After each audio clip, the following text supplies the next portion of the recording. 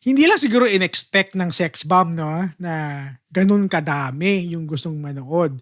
Hindi na in-expect na ganun kadami yung mga batang pinalaki nila. Um, pero kung titingnan mo, no, on a serious note, this concert was a thank you note, a thank you letter written by the audience. And at the same time, it's also a reminder that loyalty still exists. That loyalty aged well.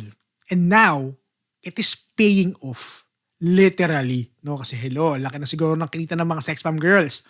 So, sa panahon ngayon na ang sukatan ng success ay mainly views, likes, and virality, ibang level ang tagumpay ng sex bomb girls. No, they were never a one-hit wonder. Hindi sila pang one era lang. Decades later, relevant pa din ng mga ate nyo. They don't even need to rebrand. Hindi nila kailangan magpa-cool or mag-create ng bagong image. They stayed true to who they are, and the people, no, their fans, stayed true to themselves as well.